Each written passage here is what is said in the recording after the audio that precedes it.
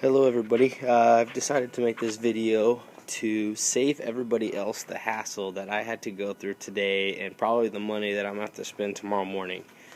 I was reading about a Toyota Prius and swapping the brakes, not too big of a deal. I went to Fletcher's today, and because my brakes were grinding from the pads and rotors, etc., getting worn out, they said I needed to swap my calipers also because they were sticking. Well, they were just sticking on the front left side on the inside, which come to find out you don't need to replace the whole thing, you just need to lube them up and clean them.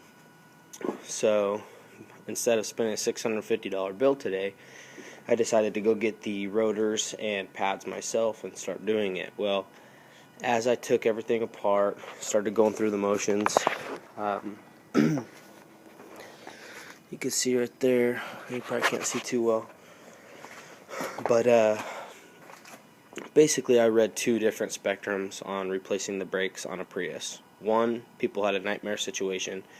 Two, people said it was totally fine. Well, it's actually both, and it depends on how you do it. So here's basically a nutshell.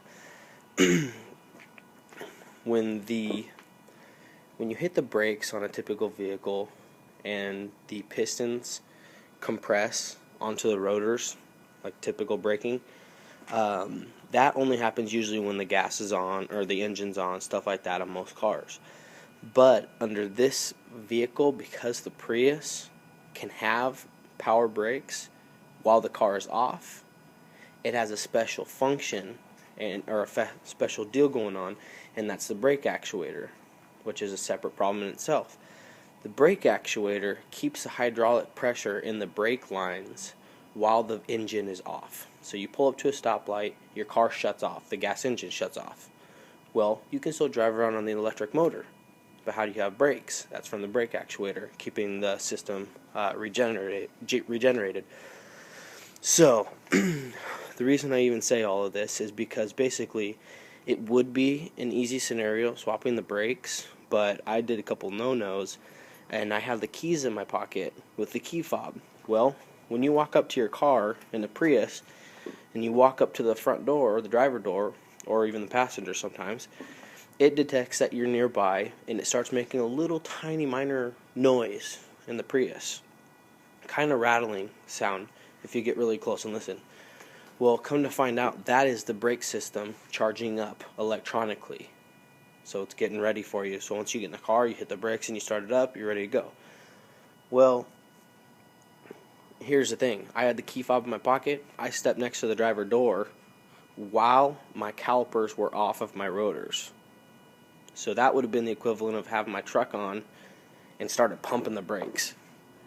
And I look over, and as my car's rattling, the pistons are getting pushed out.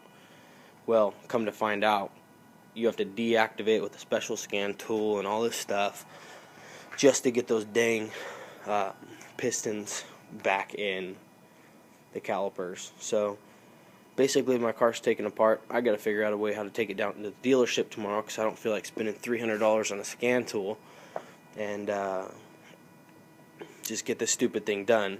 The reason I also was able to connect the dots from the nightmare scenarios that people had from the cakewalk brake jobs is because my brake actuator is actually going bad on my Prius. I noticed it started making the rattling noise more and more and more. Went to the dealership, asked them what they knew about it. The guy said it was the brake actuator. He asked me, was your ABS light on and a couple other lights on your dash? I told him, no, not yet. And about a week later, my ABS and a couple other lights popped on. So, FYI, $1,600 part. You can only find it at the dealership unless you want to buy it used on eBay, which I really don't feel like hassling with the used part and spending $400 in certified specialty labor, because it's by high voltage stuff when they swap it. So anyways, don't skimp. Or at least I won't. I hope that helps. That's about it. So if you're gonna do a brake job on a Prius, keep your keys out of the car. Wait at least 2 minutes for the brake system to depressurize, from what I've read, and like I said, keep the keys out of your pocket, keep them away from the vehicle. That way the key fob does not regenerate and pressurize the brake system. Otherwise, you'll run into the slew of problems that I'm dealing with. Checking out. Bye.